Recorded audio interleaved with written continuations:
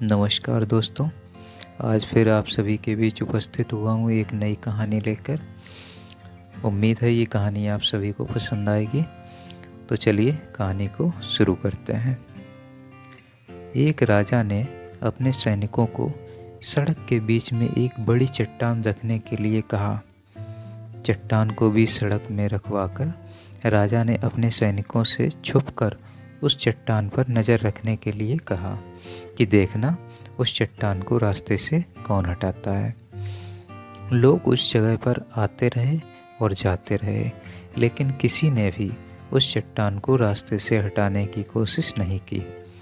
उस चट्टान के पास से लोगों के गुजरने वालों में राजा के कुछ करीबी लोग और शहर के बड़े व्यापारी भी शामिल थे, और उनमें से कुछ लोग तो राजा को ही कोसने लगते कि क्या कर रहा है राजा, इस चट्टान को भी नहीं हटवा सकता क्या। लेकिन किसी ने भी उस चट्टान को रास्ते से हटाने का प्रयास नहीं किया। ऐसा काफ़ी दिनों तक चलता रहा।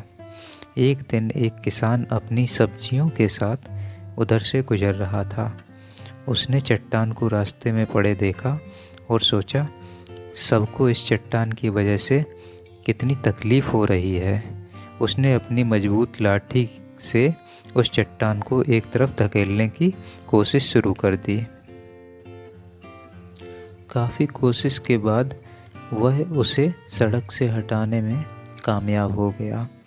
चट्टान रास्ते से हटने के बाद किसान अपनी सब्जियों को उठाकर जाने ही वाला था कि अचानक उसकी नज़र एक पोटली पर पड़ी, जो ठीक उसी जगह पर पड़ी थी जहाँ से उसने उस चट्टान को हटाया था।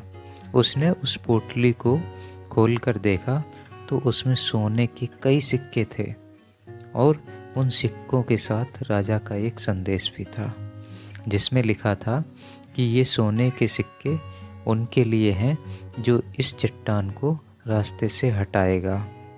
दोस्तों, बिल्कुल ठीक इसी तरह हम सबकी लाइफ में भी कई ऐसी परेशानियां आती हैं।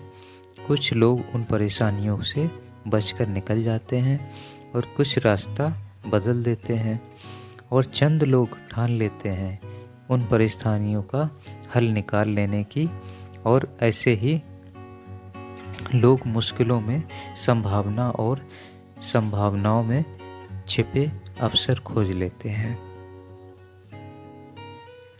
मजबूत इरादे और नेक दिल के साथ किए गए कोशिशों के परिणाम हमेशा ही अच्छे आते हैं। इसलिए जीवन के परेशानियों से घबराओ मत, बल्कि उन परेशानियों को हल करने की कोशिश करते हुए जीवन के सफ़र को आगे बढ़ाते रहो। तो दोस्तों, इस कहानी में अभी तक इतना ही। फिर मिलेंगे किसी नई कहानी के साथ।